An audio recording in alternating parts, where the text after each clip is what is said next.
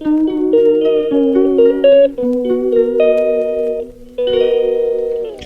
दोस्तों, राधे राधे, जय श्री कृष्णा। कैसे हैं आप सभी? आशा करती हूँ आप सभी बहुत अच्छे होंगे। तो ये 5 दिनों का त्यौहार पंचोत्सव जो धनतेरस से शुरू हो जाता है, तो आज धनतेरस का दिन है और मैं सुबह 4 बजे उठ गई थी। काफ़ी सारी साफ़ सफाई भी करनी थी और हस्बैंड जी को जाना था ट्रेंडम से बाहर, तो मुझे जल्दी उठ के उनके लिए पहले तैयारी करनी थी और फिर घर की साफ़ सफाई भी करनी थी। तो जब कोई इंसान घर से बाहर जाता है ना, तो धुलाई पुछाई नहीं करते हैं, कपड़े वपड़े नहीं धोते हैं। तो फिर मैंने सोचा सुबह जल्दी उठ के मैं जितना भी मुझे धुलाई वुलाई करनी है ना, वो सारी मैं धुलाई वुलाई करके फिर इनकी तैयारी करके इनको भेज दूँगी। तो फिर मैंने सुबह 4 बजे से उठ के घर में जितनी धुलाई करनी थी मुझे, जीने वगैरह की, ऊपर से छत से धुलाई, क्योंकि सफाई तो चल ही रही थी। और जो कल यानी दिवाली है, छोटी दिवाली, उस दिन नरक चौदस बोलते हैं उसको, तो उस दिन तो पूरे घर की धुलाई होगी, तब तक हस्बैंड जी वापस आ जाएंगे। तो नीचे वाले पूरे पोर्शन की मैं कल धुलाई करूँगी। तो इसलिए फिर मैंने आज सुबह जल्दी से उठ के सारे काम किए। और अभी यहाँ पे टाइम हो रहा है करीब 6:30 पौने 7 का हो रहा है। मेरी धुलाई पुछाई सब हो गई है और जितनी मुझे करनी थी आज, बाकी नीचे की मैं कल करूँगी। बाकी पोंछा झाड़ू होके पूजा कर ली है मैंने अपने लड्डू गोपाल को नहला धुला के। और बस अब मैं बना रही हूँ थोड़ा सा ऐसा नाश्ता जो हस्बैंड जी को खिला दूँ और उनके लिए पैक कर दूँ। तो फिर मैंने आलू बॉयल होने रख दिए थे। जब तक मैंने साफ़ सफाई की थी तब तक आलू हो गए थे बॉयल।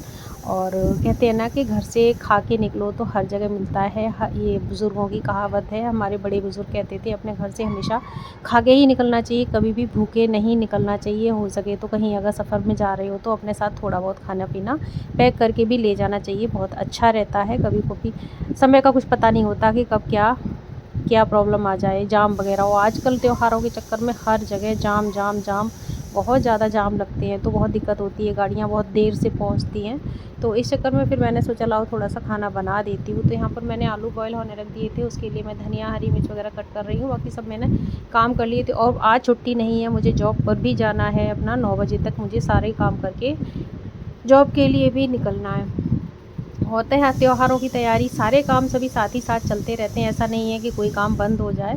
सफाई भी चल रही है, खाना पीना भी चल रहा है, इधर जॉब भी चल रहा है, तो मतलब सब कुछ चल ही रहा है साथ ही साथ। तो यहाँ पर फिर मैंने सेक दी थी थोड़ी सी आलू की कचौड़ियाँ। तो सबसे पहले मैं लगाने जा रही हूँ अपने लड्डू गोपाल को भोग। तो दही मैंने रात को ही जमा दिया था, दही के साथ कचौड़ी का उनको भोग लगाया और सबको भी खिला दिया। मम्मी पापा जी ने भी यही नाश्ता कर लिया था। हस्बैंड जी निकल गए थे, अभी मेरे पास टाइम काफ़ी था, करीब आधा घंटा था मेरे पास। अभी 8 ही बजे थे, तो मैंने सोचा तब तक अपने और काम निपटा देती हूँ। ये काम मुझे ही करने हैं, कोई और तो करेगा नहीं। चाहे सुबह करो, चाहे शाम करो, चाहे जैसे निपटाओ, जब टाइम मिले तभी मैं ये सब काम अपने निपटाने की कोशिश करती हूँ। तो ये थोड़े से कपड़े मेरे सूट वगैरह धुले हुए पड़े थे, तो मैंने सोचा लाओ अपने ही कर लेती हूँ, तो कुछ तो कम काम मेरे लिए कम हो ही जाएगा। तो यहाँ पर कुछ सूट प्रेस कर रही हूँ और कुछ कपड़े धुलने हैं अभी। पर्दे वर्दे मैंने ना सारे धो के और रख दिए हैं, अभी लटकाए नहीं हैं। सोच रही हूँ कल धुलाई हो जाएगी, उसके बाद मैं पर्दों को लटकाऊंगी। देखती हूँ जैसा भी होगा आपके साथ सब कुछ शेयर करूँगी।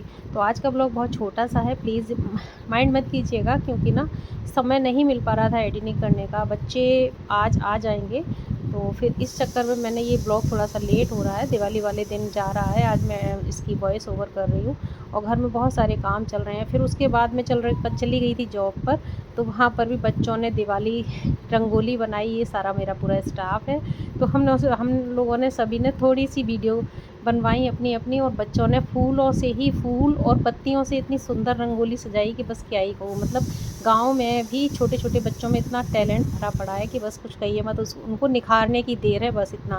फिर घर आने के बाद ही शाम का टाइम है, तो मैंने सोचा लाओ अभी मेरे पास नहीं है काम, क्योंकि हस्बैंड जी रात तक आ पाएंगे, बहुत लेट हो रहा था, जाम इतना मिल रहा था कि ट्रैफिक में हर जगह ट्रैफिक मिल रहा था। तो इस वजह से उनको लेट हो रहा था। फ़ोन से बात हुई थी, बच्चे उन्हीं के साथ थे, दोनों बच्चे उन्हीं के साथ आ रहे थे।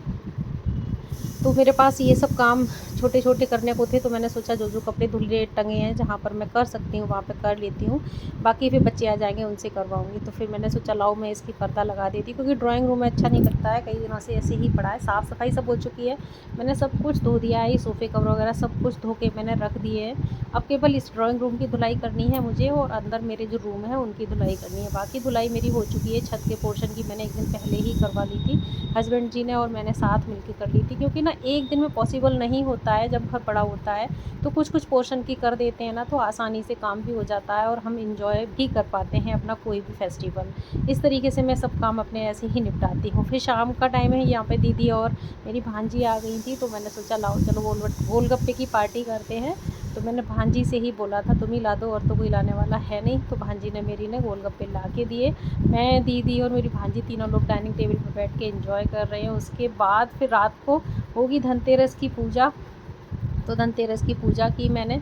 और ये नेक्स्ट डे की ब्लॉग है, जहाँ पर मम्मी जी बैठी है नया सूट पहन के। ब्लॉग अच्छा लगा हो तो प्लीज़ लाइक शेयर सब्सक्राइब ज़रूर कीजिएगा। फिर मिलूँगी नेक्स्ट ब्लॉग में। राधे राधे, जय श्री